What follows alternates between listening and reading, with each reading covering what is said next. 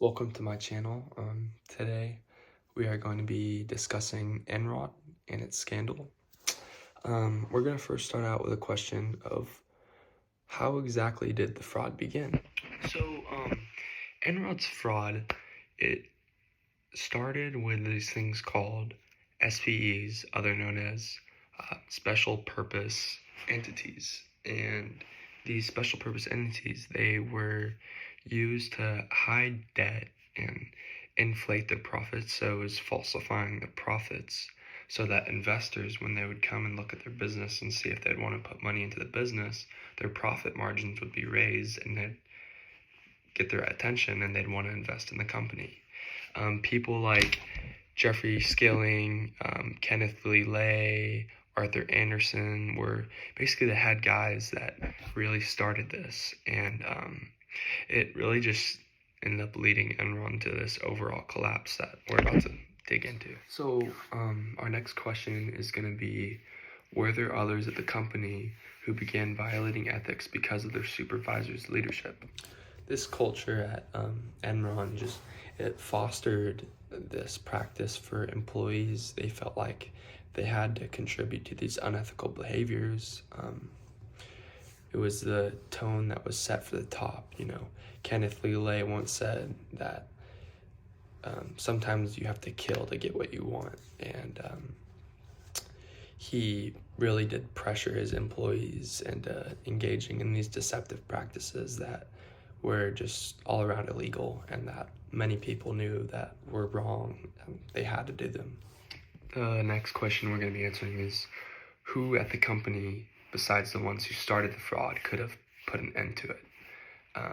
Let's take that. And the overall question of this is, all of it was going on. The employees knew that it was all wrong and they still let it happen, but why? And who could have stopped it? I mean, yes, employees could have stopped it. They could have spoken up to authorities, though it might have jeopardized them and their safety, because who knows what the executives at Enron would have done if they found out that their own company was talking about their actions. The board of directors could have helped and stepped in. It was their responsibility to oversee the company and what was happening. The internal audit department could have stepped in. They mandate and review and evaluate all the company's financial controls. Any external auditors could have stepped in, and but mainly the employees.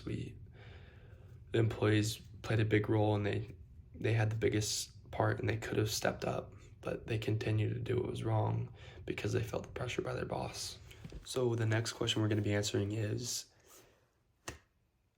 the main executives of this company, did they suffer any criminal charges, and were there any convictions?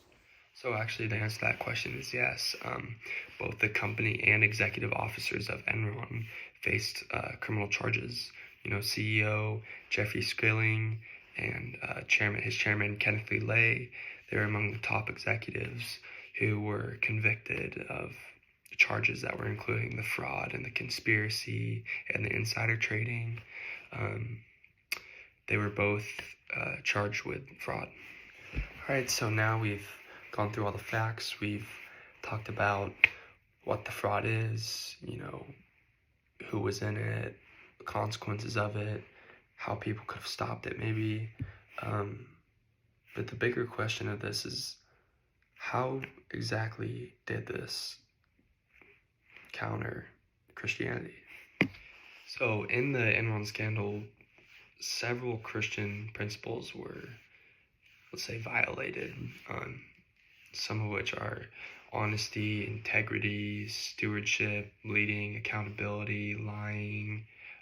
These executives, they led their coworkers into practices. They were being deceptive about these practices. They were lying. They were hiding their acts.